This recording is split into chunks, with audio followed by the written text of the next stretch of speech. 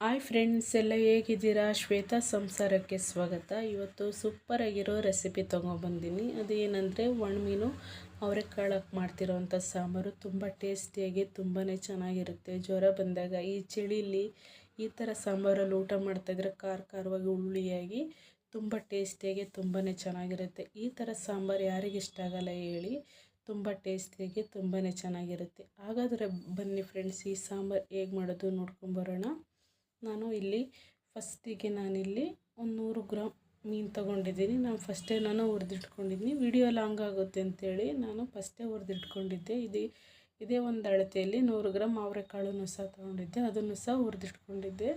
ಇದಕ್ಕೆ ಮಸಾಲೆ ನಾನು ಒಂದು ಕಪ್ಪು ಕಾಯಿ, ಸ್ವಲ್ಪ ಶುಂಠಿ, ಬೆಳ್ಳುಳ್ಳಿ, ಈರುಳ್ಳಿ ತೊಗೊಂಡಿದ್ದೀನಿ, ಟೊಮೊಟೊ, ಒಂದು 4-5 ಮೆಣಸಿನ್ಕಾಯಿ ತೊಗೊಂಡಿದ್ದೀನಿ, ಬೆಡಗಿನ ಮೆಣಸಿನ್ಕಾಯಿ, ಖಾರ ಇರೋದು ಖಾರದ ಪುಡಿ, ಧನಿಯಾ ಪುಡಿ, ಹುಣಸೆಹಣ್ಣು, ಒಂದು ಅರ್ಧ ಹಿಡಿ ಕೊತ್ತಂಬರಿ ಸೊಪ್ಪಿದೆ. ನೀವು ಧನಿಯಾ ಪುಡಿ ಬೇಡ ಅನ್ನೋರು ನೀವು ಧನಿಯಾ ಬೀಜನೂ ಸಹ ಉಪಯೋಗಿಸ್ಬೋದು.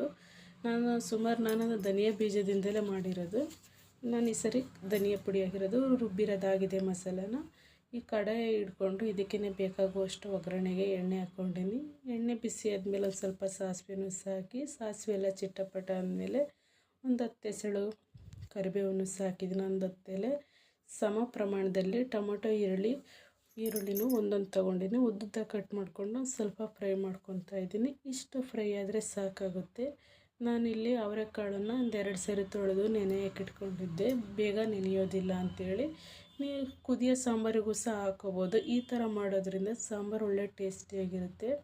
ಈ ಕಾಳು ಮುಳುಗೋವಷ್ಟನ್ನು ಸಹ ನೀರು ಸೇರಿಸಿ, ಇದಕ್ಕೆ ಒಂದು ಸ್ವಲ್ಪ ರುಚಿ ತಕ್ಕಷ್ಟು ಉಪ್ಪನ್ನು ಸಹ ಸೇರಿಸಿ ಒಂದು 2 ನಿಮಿಷ ಬೆಂದರೆ ಸಾಕಾಗುತ್ತೆ. ಸಾಂಬಾರಲ್ಲೂ ಒಂದು ಸ್ವಲ್ಪ ಬೆಂದ್ಕೋಬೇಕಲ್ಲ, ಸರಿಯಾಗುತ್ತೆ. ಈಗ 2 ನಿಮಿಷ ಆಗಿದೆ.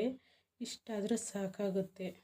ನೋಡ್ತಾ ಇದ್ರಲ್ಲ ಫ್ರೆಂಡ್ಸ್, ಖಂಡಿತವಾಗ್ಲೂ ಹೊಸ್ದಾಗೆಲ್ಲ ಅಡುಗೆ ಯಾರಿಗೆಲ್ಲ ಬರಲ್ಲ ಅನ್ನೋರು ಈ ಥರ ಒಂದ್ಸರಿ ಟ್ರೈ ಮಾಡಿ. ತುಂಬ ಚೆನ್ನಾಗಿ ಬರುತ್ತೆ ಸಾಂಬಾರು.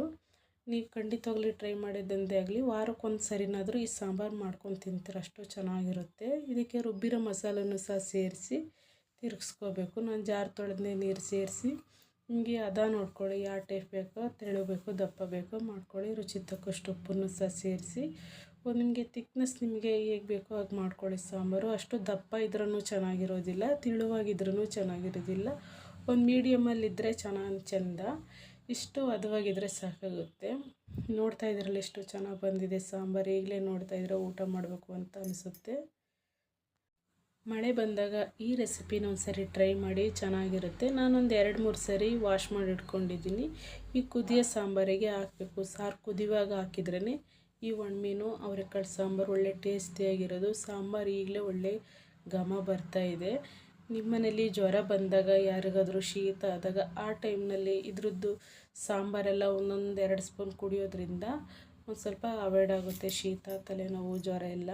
ಇದಕ್ಕೇ ಮೀನು ಹಾಕ್ಕೊಂಬಿಟ್ಟು ತಿರುಗಿಸಿ ಒಳ್ಳೆ ಬಿಸಿ ಮುದ್ದೆ ಮಾಡ್ಕೊಂಡು ಊಟ ಮಾಡ್ತಾಯಿದ್ರೆ ಜ್ವರ ಬಂದರೂ ಸಹ ಹೊಟ್ಟೆ ತುಂಬ ಊಟ ಸೇರುತ್ತೆ. ಅಷ್ಟು ರುಚಿಯಾಗಿರುತ್ತೆ ಈ ಸಾಂಬಾರು. ಇದ್ರ ಮುಂದೆ ಚಿಕನ್ನು ಮಟನ್ನು ಯಾವುದೇ ಬೇಡ ಅನಿಸುತ್ತೆ. ಪ್ಲೇಟ್ ಮುಚ್ಚಿ ಒಂದು ಮೀಡಿಯಮ್ ಫ್ಲೇಮಲ್ಲೇ ಒಂದು 5-6 ನಿಮಿಷ ಬೆಂದರೆ ಸಾಕಾಗುತ್ತೆ. ಈಗ ಒಣಮೀನು ಅವರೆಕಾಳು ಸಾಂಬಾರು ರೆಡಿಯಾಗಿದೆ.